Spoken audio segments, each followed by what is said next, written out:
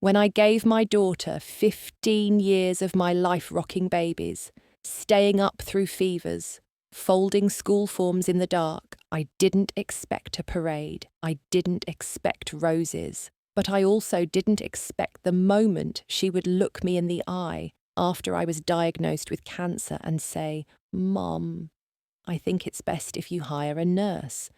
It wasn't cruelty. No shouting, no slamming doors, just distance.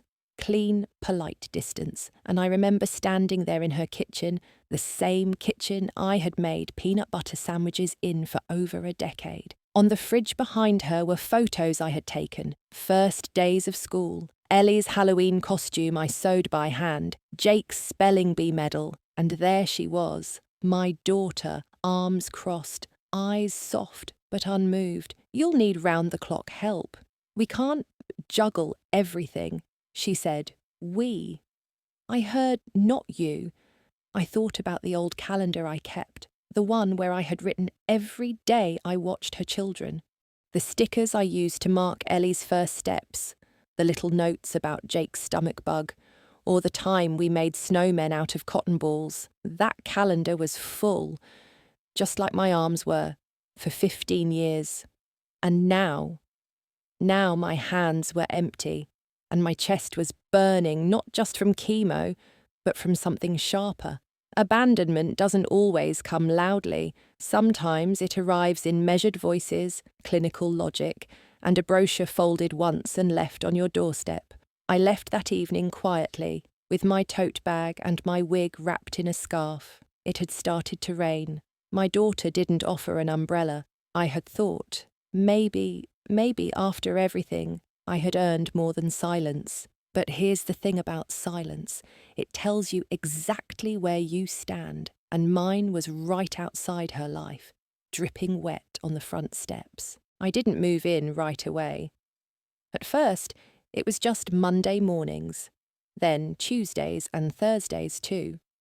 By the time Jake started preschool, I had a key to their house and my own mug in the cupboard, one with "World's okayest grandma" written in chipped blue letters.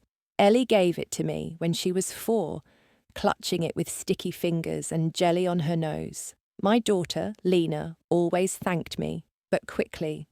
Over the years, her "thanks, Mum" became something she said while swiping through emails, putting on heels, or tossing a cold granola bar into her bag. I was proud of her, though.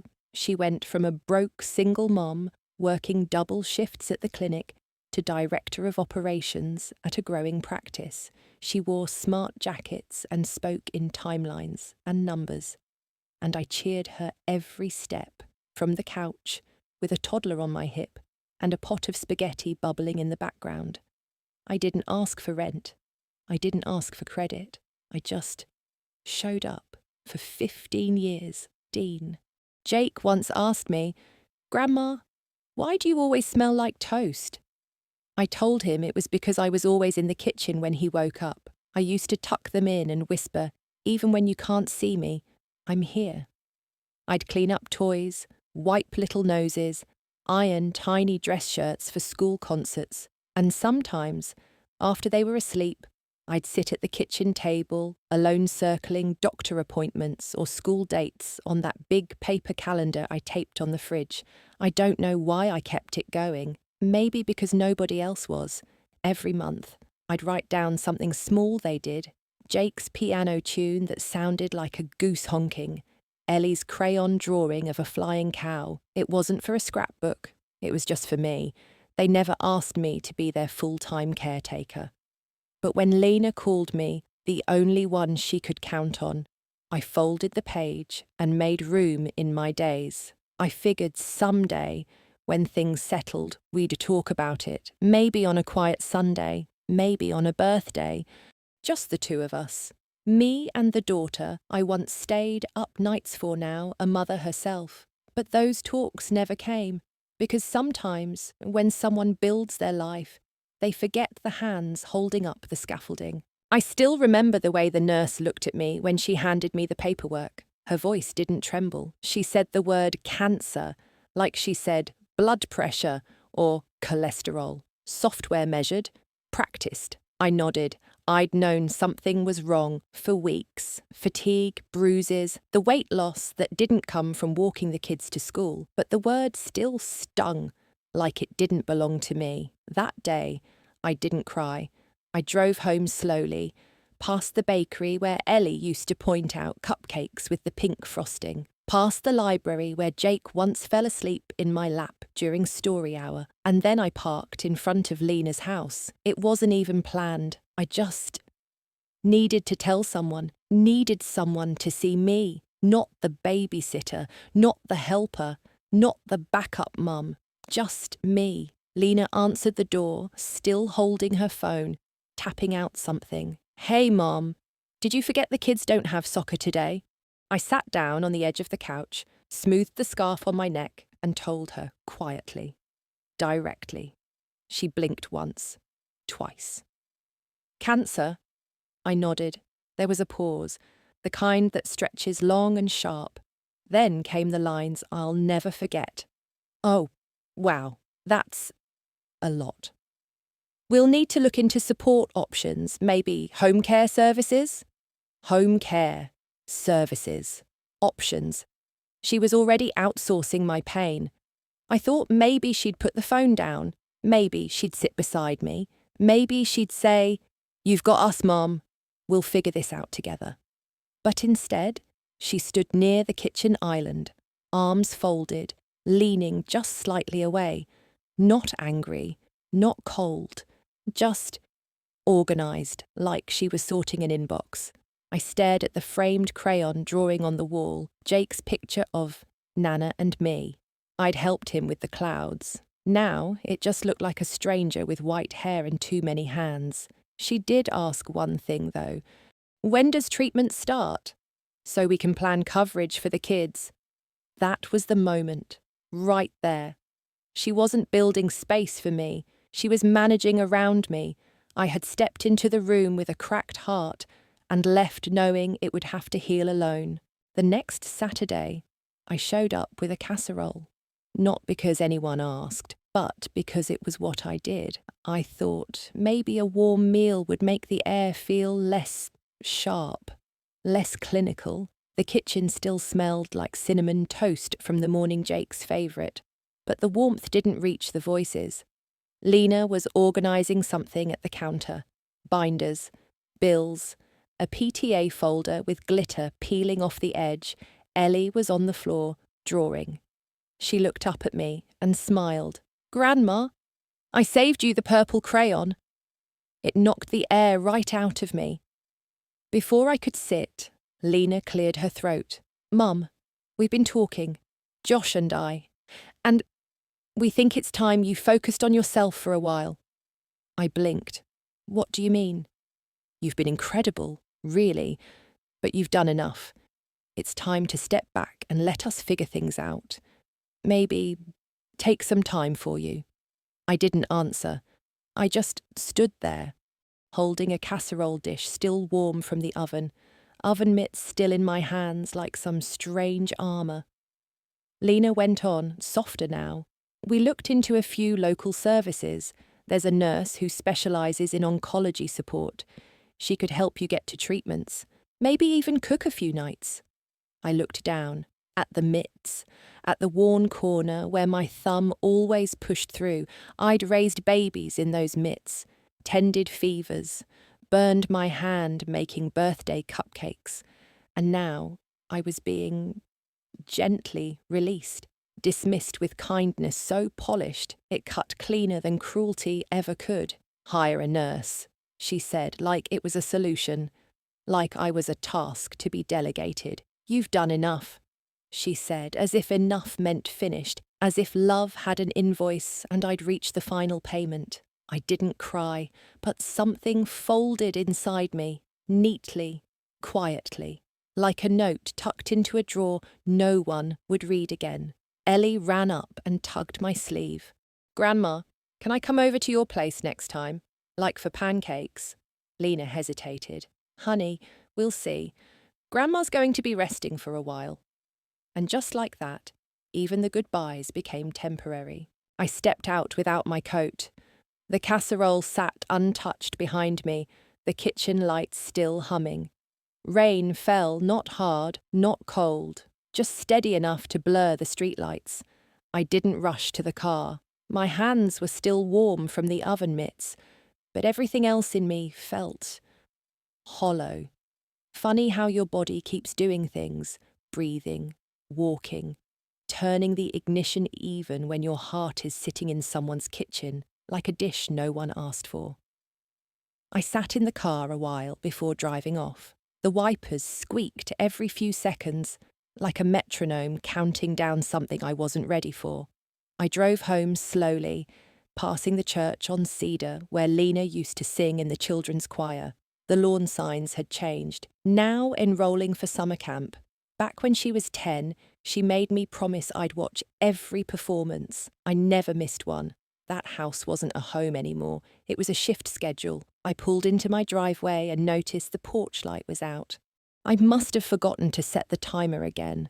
Or maybe I'd just stopped expecting to come home to anything. Inside, the quiet hit hard. No kids' backpacks on the floor. No lunchboxes needing rinsing. Just silence and a pile of unopened mail. I tossed my keys on the counter, pulled off my damp shoes, and stood barefoot on the tile, staring at the fridge covered in fading magnet photos. Jake's toothless grin, Ellie with pigtails at the pumpkin patch, Lena in a graduation gown, me beside her, arms wrapped tight. I didn't cry. Instead, I did something strange. I took down every photo. Slowly, carefully, I laid them on the kitchen table, not in anger, just to breathe. Maybe I needed to see them all laid out. Maybe I needed to ask myself a harder question. Was I ever more than what I did for them? I wasn't just heartbroken. I was starting to realise I'd given everything to a role I was never allowed to retire from. The phone rang just as I was folding the last photo back into its frame. I let it ring twice before I picked up. I don't know why. I think part of me hoped it was a telemarketer, something meaningless, something I could hang up on without consequence. But it wasn't. Hi. Aunt Nora. It took me a second. I hadn't heard Rachel's voice in years, not since she moved to Oregon. My sister's girl, the one who used to write me postcards from summer camp, who loved the way I braided her hair. Rachel, I said softly, almost disbelieving. Is everything all right? There was a pause. I heard about the hospital from Dad. You didn't tell anyone. I swallowed. There wasn't much to tell yet. That's not true, she said gently. You've always been the one holding everyone else together. You don't get to disappear now. I sat down. Her voice older, but still kind cut through the fog I'd been living in. She asked how I was really doing. Not just the medical stuff, but the lonely stuff. The kind of questions no one else had thought to ask. I remember you always had soup waiting when I came home from school, she said, even when it wasn't your job. I chuckled. You liked the potato leek best, I remember. I still do, she smiled. And I still remember what it felt like to be safe in your kitchen. Something cracked inside me, something small but stubborn. I didn't know anyone noticed, I whispered. I noticed everything, Aunt Nora. That's why I'm calling. I'm coming down next week. I don't want you to go through this alone. I blinked hard, letting the silence wrap around her words. You don't have to, I started. I want to. Simple, directer, no guilt in her tone, just love. And for the first time in weeks, I felt seen. After the call, I sat for a long while. The kitchen felt warmer somehow, though nothing had changed. I still hadn't eaten. The mail was still unopened, but something inside had started to stir. Not hope, not yet, just breath. I stood up, walked slowly to the hallway drawer, the one I never opened unless I needed a screwdriver or a roll of tape. But today, I opened it for something else. There, between old birthday cards and manuals for appliances I no longer owned, was the envelope. Still sealed, still heavy. I had hidden it weeks ago after the appointment, after the diagnosis, after Lena's offhand comment. I hadn't told anyone, not because I didn't trust them, but because I already knew what they would see. Dollar signs, or worse burden. It was a certified envelope from the state office, the first check from the lottery. I hadn't told anyone I'd won. Not even Lena. Especially not Lena. They'd announced my numbers during the local news. I'd bought the ticket on a whim while buying milk. I didn't even remember picking the numbers. They were a mix of my parents' birthdays, I think. $3 million. Enough to change a life. Or leave one behind. But for weeks, I hadn't touched it. I wasn't afraid of the money. I was afraid of what it would reveal. What happens when the people you've sacrificed for see your worth only when it comes with a dollar amount? I sat down at the table again, the envelope in my hands. I didn't open it. Instead, I slid it under the placemat, the one with Ellie's spaghetti stain from 3 years ago, the one I never bothered to wash because it reminded me of when the house was full. I realised something just then. I could open that envelope. Or I could wait until I knew who I was without it. Because maybe for the first time, I wanted to be valued for something more than what I gave. And maybe, just maybe this time, I'd choose myself first, when the world doesn't notice you're missing. The next morning, I opened the curtains as if someone might see me and wave. No one did. Outside, the neighbour's teenage son was scraping frost off his windshield with a laminated school ID. The mail truck paused at every box but mine, and across the street, the Thompsons were stringing up fall lights for their grandson's birthday. I watched them laugh from behind my window, my tea cooling in my hands. No one knew I hadn't been by Lena's house in over a week. No one asked where I'd gone. I sat in the same kitchen chair, the one with the crack in the wicker that always poked at my leg. Ellie used to insist I sit on the booster seat, so you don't fall through, Grandma. That booster was gone now. Packed away, I guessed, or donated. The house felt too clean, too still. I walked past the mirror in the hallway and startled myself. I looked smaller somehow, as if shrinking was the cost of being unneeded. I thought of Rachel's voice again, how she said, "You don't get to disappear now." But I already had. I wandered through the house, touching things, the hand mixer I used to make pancakes, the wool scarf I never got around to finishing, the scrapbook half done in the drawer, things that once belonged to Grandma, but now just belonged to an old woman with no appointments. I opened the fridge. Expired yogurt, dried out celery. I laughed bitterly. I had spent 15 years managing a household that wasn't mine. Driving, cooking, folding little socks. I knew Ellie's bedtime songs better than I knew my own sleep schedule. But when the calls stopped, the tasks stopped, and no one, not even Lena, had noticed the vacuum they left. I checked my phone, still nothing from her. Just a text from Rachel. "Thinking of you today, don't forget to breathe." It was such a small message, but it felt like a lifeline tossed across a sea of silence. I typed back. I didn't know how quiet the world could be until I left it. And I meant it.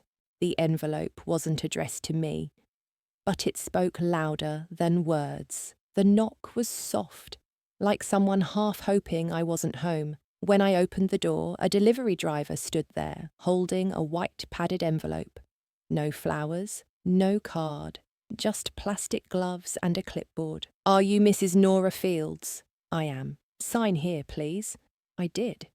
He left before I could ask anything. Back inside, I studied the label. The return address was a suburban office park. The sender's name read Lena B. Wallace. But my name wasn't the recipient. It was addressed to Eleanor Wallace, Ellie. My hands trembled slightly. I opened it anyway. Inside, wrapped in cheap tissue paper, was a stack of laminated school art projects, the ones I'd helped Ellie create over the years. Her painted handprint turkey, a lopsided Valentine's heart, the popsicle stick frame with the photo of us at the pumpkin patch. There was no note, just a post-it slapped on the front. Ellie doesn't need these anymore. Thought you might want them back. No signature, no warmth, just dismissal, wrapped in nostalgia. I sat down hard. I remembered when she made each of those things, her fingers sticky with glue, giggling when glitter stuck to my cheek. They used to hang on Lena's fridge. Now they were being returned like borrowed Tupperware. I stared at the popsicle frame, the photo yellowed at the edge. In it, I was kneeling next to Ellie in her little owl costume. She had her hand on my shoulder. Her cheeks were apple pink from the cold. That photo had lived on their mantel for 3 years. I whispered, "You kept this until now." That's what cut deepest. Not that Lena returned the keepsakes, but that she knew what they meant, and still chose to send them away, as if to say, "You're no longer part of this story." I pressed the turkey drawing to my chest. It smelled faintly of crayon and cinnamon, Ellie's classroom scent from those fall days I used to pick her up after music hour. I could have thrown it all out, but I didn't. I found a small basket, the kind I used for napkins. I placed each item inside, one by one, as if they were fragile. Because maybe they were the last pieces of a version of me someone had just decided to erase. She sat in her car for 20 minutes, then drove away. At first, I thought it was a delivery van, but it didn't move. From the kitchen window, I watched the blue SUV idle across the street. Driver's side shaded, windows tinted, but I knew that car. I'd ridden in it to Ellie's recitals, grocery runs, last-minute school pickups. It was Lena's. She didn't get out. She just sat there.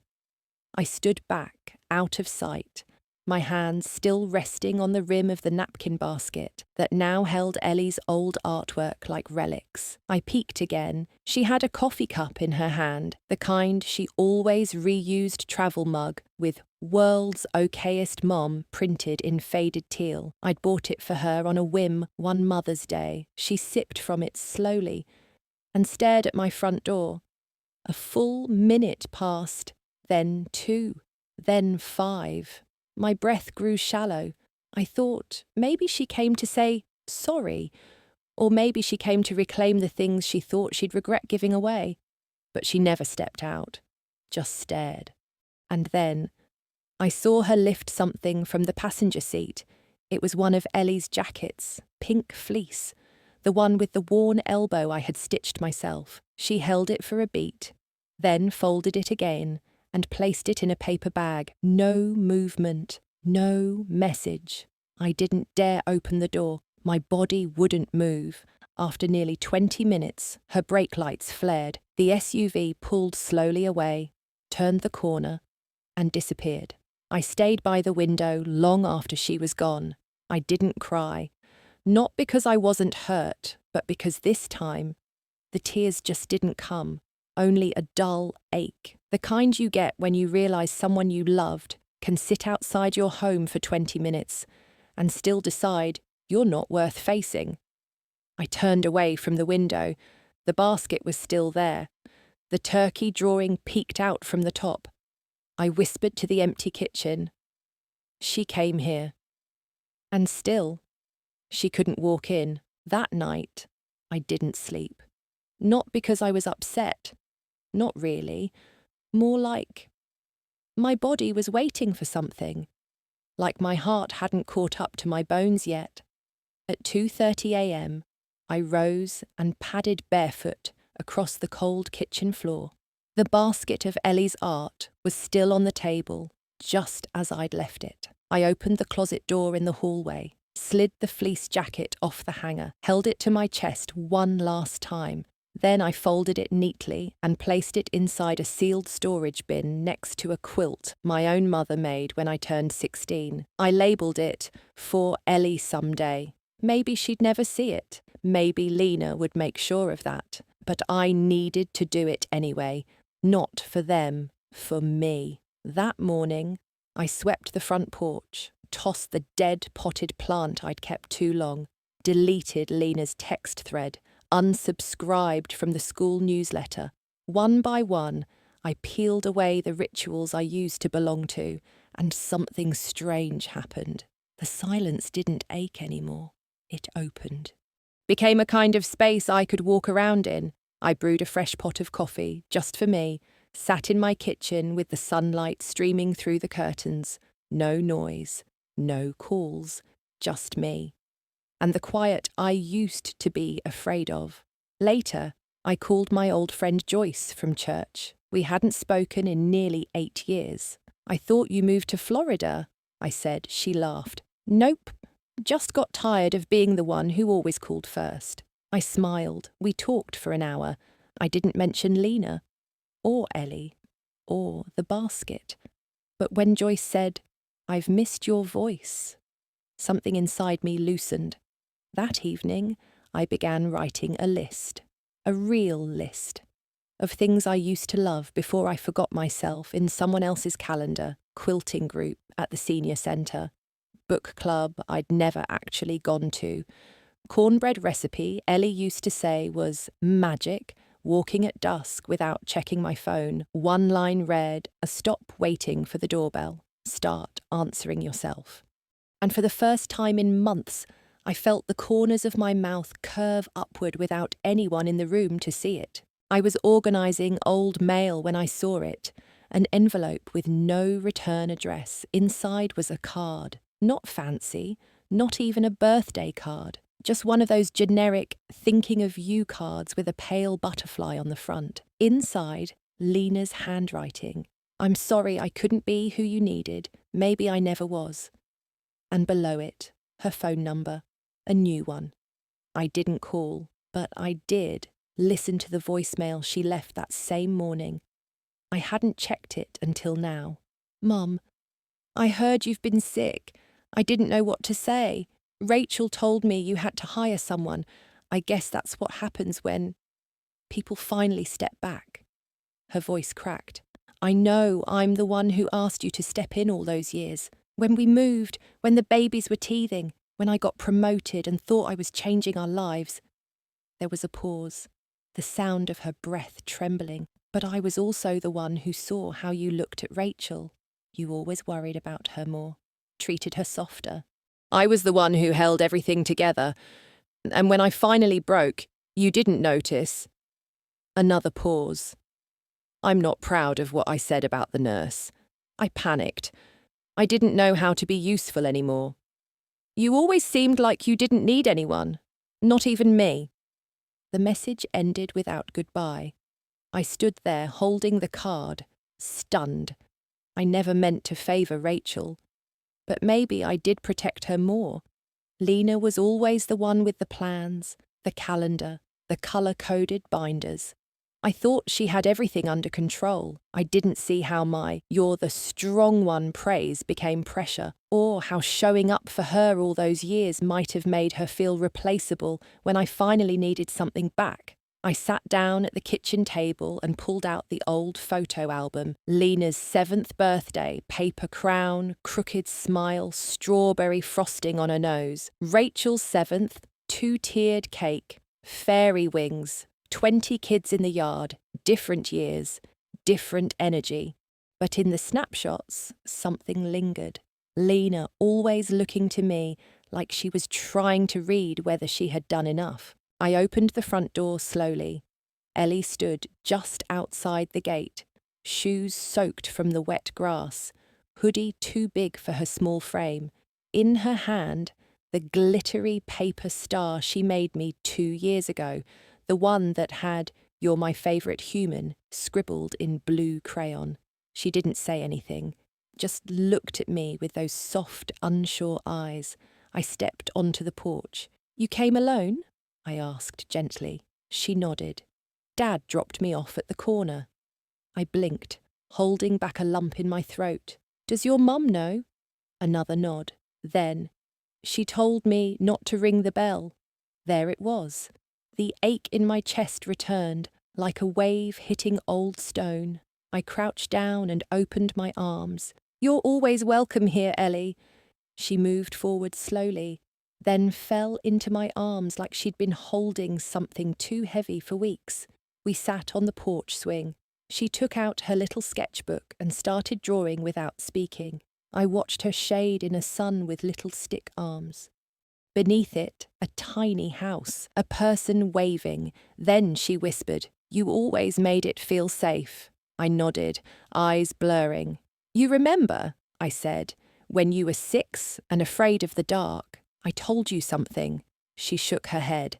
I smiled. "I told you, the people who really love you leave the light on even when you don't ask them to." She smiled back. Software almost invisible. That sentence circled back into me like a boomerang, because I had turned off my own light. I had been sitting in grief, waiting for someone to apologize bright enough to make it okay again. But maybe forgiveness wasn't about their apology. Maybe it was about me leaving the porch light on for myself. That night, I made 2 mugs of cocoa, one for Ellie, one for me.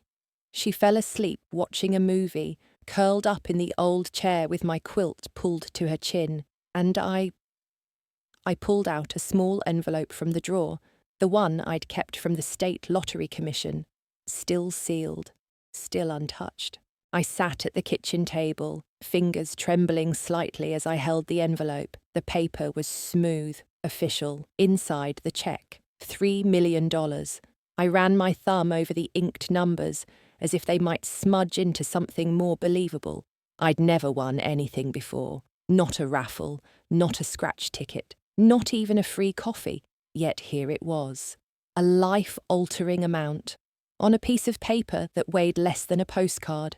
The morning light filtered in through the window blinds, striping the floor in soft gold. Ellie walked in, still wrapped in the quilt from the night before, her hair slightly tangled, face puffy with sleep. She rubbed her eyes and asked, "What's that?" I tucked the envelope under the mail pile casually. "Just old papers." She stared a moment longer, then slid into the seat across from me. I poured her a small glass of milk and placed the plate of toast in front of her. We sat quietly. Then, out of nowhere, she asked, "Are you going to leave again?" I looked up. Her voice wasn't accusing. It was scared. Quiet. I set down my coffee slowly. "Why would you think that?" She shrugged, but I saw the flicker in her chin. "You left when you got sick. Then no one talked about it.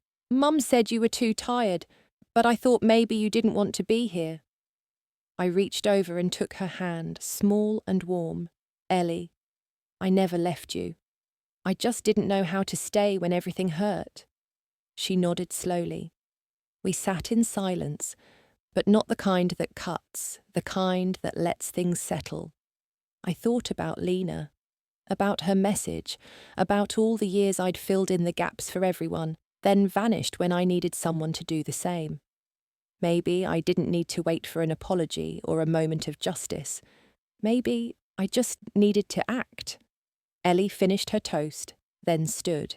"Can I go get my book from the car?" I smiled. "Of course."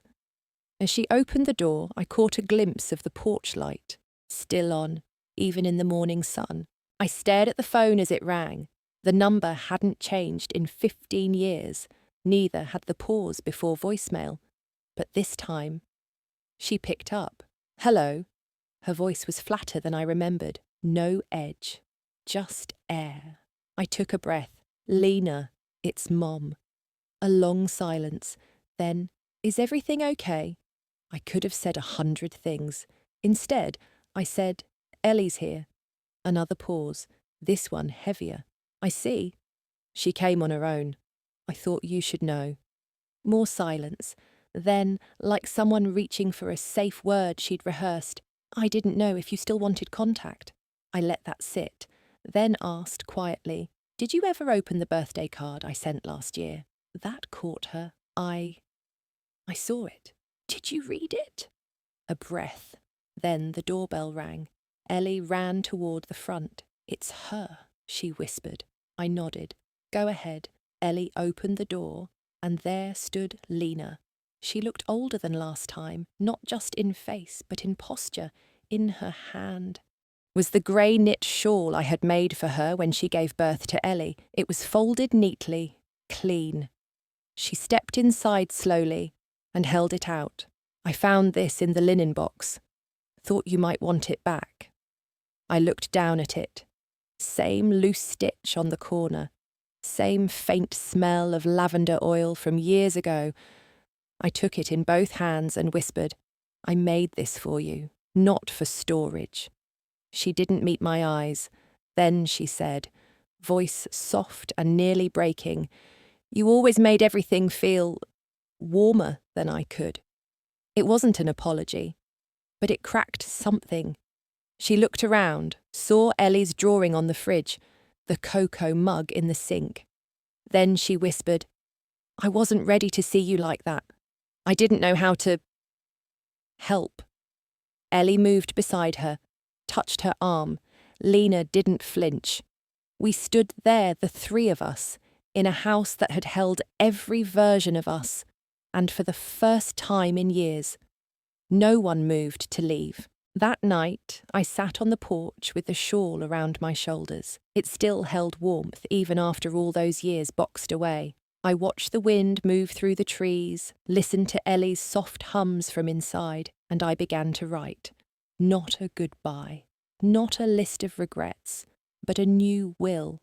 This time, not out of guilt or obligation. This time, it was my hand guiding, not my fear. I wrote Ellie's name, and beside it, I added something Lena might never expect, not just the money, but the house. Not for revenge, but because legacies shouldn't be driven by anger. They should be built on decisions made in peace. I heard the door open behind me. Lena stepped out, carrying 2 mugs. One for her, one for me, hot cocoa. She placed it beside me without a word and sat down in the wicker chair, her chair, once. She sipped, then said, "You always made things warmer." The same sentence as earlier. But this time, it felt earned. I looked over. So did you, just not in ways either of us knew how to see. We sat there, quiet. No grand apologies, no perfect healings, just 2 women who had hurt and been hurt, trying for once to hold something instead of let it go. Ellie peeked out, blanket around her, and smiled. "You guys look like you're in a movie." We laughed softly, genuinely, and for the first time in a long time, I didn't feel like a guest in my own story. The next morning, I woke to the sound of the porch swing. Soft, steady creaks. Someone else was using it now. I pulled the shawl tighter and stepped outside. Ellie sat curled up with a notebook in her lap. The same blue one she'd been doodling in all week. She didn't look up, just said, "I drew last night, you and Mum." I sat beside her. She turned the page toward me. It was simple. 3 figures on the porch, 2 mugs, 1 blanket. But the expression she'd drawn on my face, content, not tired, stopped me. "Do you think you'll ever move?" she asked suddenly. I blinked. "From here?" She nodded. "You always say it's the house where you gave and gave, not the one where people gave to you." I looked at her. So young, so aware. "I used to think that made it weaker," I said. "But now, maybe giving is what made it mine." She smiled, and then, gently, as if she'd been waiting to ask, "When you had cancer, did you think we forgot you?"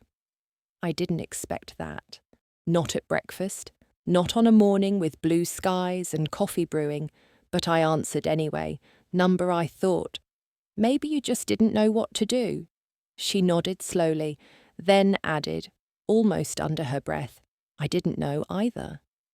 I reached over, brushing a hair from her forehead. You did just fine. Behind us, Lena stepped out, holding a small tray, on it 2 slices of toast and a folded note. She placed it gently on the table and walked back inside without a word. I opened the note. Still learning, but I'm trying. Signed, Lena. The porch was quiet again, but the silence no longer pressed, it held. Later that afternoon, Ellie pulled me toward the kitchen. I want to show you something. She led me to the fridge. Taped there was a drawing. This time it was just 2 people, a younger version of me, and a little girl in rain boots. I tilted my head. That was the day we ran into the storm, remember? She said, and I did. It was a thunderstorm.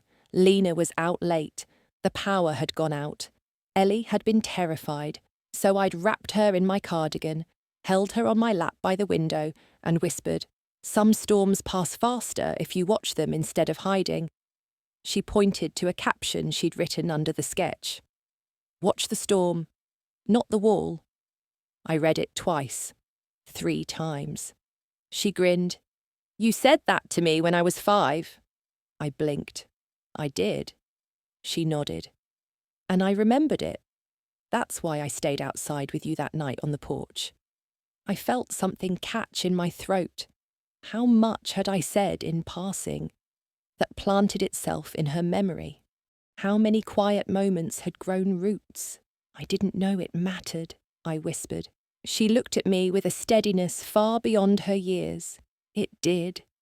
It still does. Then she pulled a folded paper from her pocket. "I wrote you a letter too. You don't have to read it now, but I wanted you to know that I see you, not just as Grandma, but as someone who's held the line for all of us." I didn't open it, not yet. Some words are better felt before they're read. I pulled her into a hug, and the thunder, though long gone, echoed in memory. But now it sounded less like fear, and more like rhythm. I walked past my old room, half expecting it to be empty, but the door was slightly ajar. Inside, Lena stood with her back to me, folding something. I stepped closer. It was the cardigan, the same one I'd wrapped Ellie in during that storm, the one I wore during chemo when the chills wouldn't stop. She smoothed the sleeves with slow, deliberate hands, didn't look up, didn't speak, just placed the cardigan in a small box. Next to it, a cup of tea steaming. Chamomile, no sugar, just how I used to drink it. She placed a small Polaroid photo under the rim of the cup. I recognised it before she closed the lid. It was me and Ellie, on that very porch swing, my hand on her shoulder, her laugh frozen in time. Lena gently closed the box, tied it with twine, and set it on the windowsill. Then she turned, startled to see me. We stood in silence. Her eyes held mine, but said nothing. No apology, no excuse, but something softer than either. I nodded once. She stepped past me, her hand brushing lightly against my arm. I didn't follow her. Instead, I sat on the bed, opened the box again, and let my fingers find the worn wool of the cardigan. Not everything has to be spoken. Some regrets arrive folded, still warm. The next morning, Lena came into the kitchen with a realtor brochure in her hand. "I know you've probably already decided, but if you want, we can help set up a place near town, more accessible." I stirred my tea. Ellie sat across from me, helping herself to the last spoon of peach jam. I looked at both of them. "Actually, I've made a different decision." They both paused. I slid a folder across the table. A legal packet, power of attorney, financial directives, a trust. Lena's face flushed. "Mom." I smiled gently. "I'm not moving out. I'm moving in on my own terms." She blinked. "But the stairs, the space." I spoke with a contractor. "We'll renovate the downstairs, turn the den into a bedroom, add a ramp. It's covered." Ellie beamed. Lena sat down, speechless. You You're staying. I am. I reached into my tote and pulled out the cardigan, laid it gently across the back of the chair beside me. This house has roots, and I'm not done growing things yet. They said nothing at first, but the silence felt different this time, not full of weight, but space. Ellie got up quietly. I'll clear out the bottom pantry. You used to keep your teas there.